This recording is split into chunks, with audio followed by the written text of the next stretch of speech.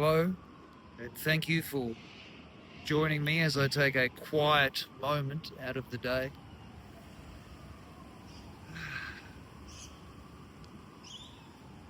Time for a deep breath in and out again. And I can imagine that I'm inviting the day to breathe me in also, and to look back and to see that I am part of it.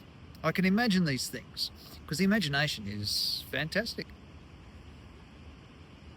I mean, the imagination is the cause of everything. The deepest of calms and the most amazing degrees of ridiculousness you could possibly imagine. It also works to put those words we're about to say into our mind. It also works to formulate the pieces of data needed as we unpack physics equation, or it helps us frame the sentence we're about to write in that report. It's constantly working. And outside of those things that are immediate, it also fills in gaps to make the world that we look at, we interact with our senses, to make that world complete. Substantive is a better word. Substantial. And it's amazing how we, from very early on, we train our imagination to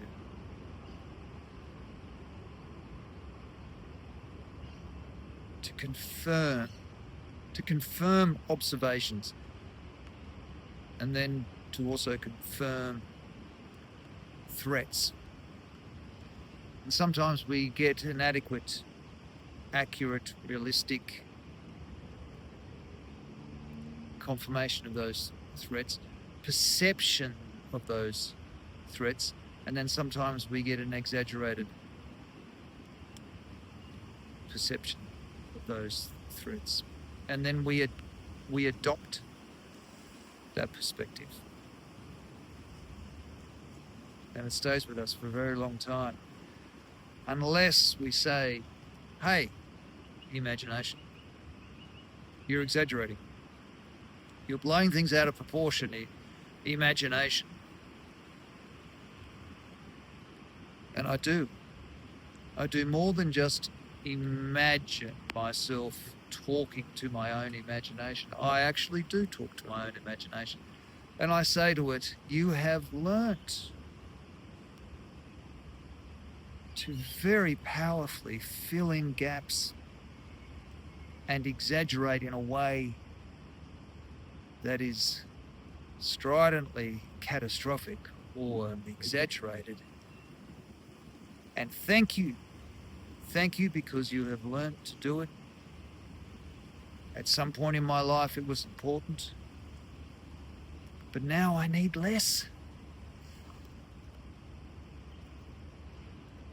Or I need something less substantial. Something that's a little more transparent. I value your data. I value the gaps that you're filling. The gap filling that you're doing is very important. However, I need it to be a little less fixed so I can step back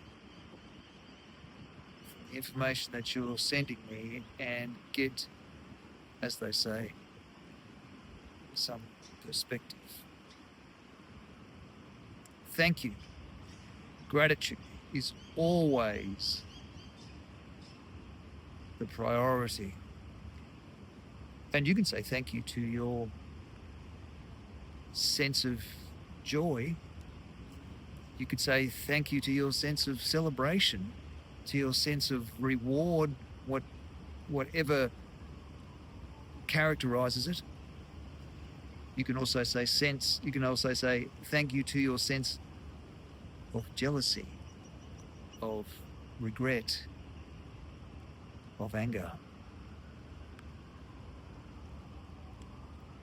These feelings arise in our awareness because they've been taught to do so. So we can't push them down, try and squash them out of our awareness, out of being present. We must say in the first instance, thank you. And then begins the process of their relaxing. They are then asked to recede. That is the power of gratitude, the power of thank you.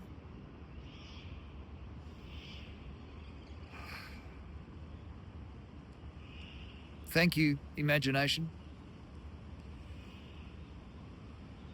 for giving me the idea to sit here and share a slow moment with you.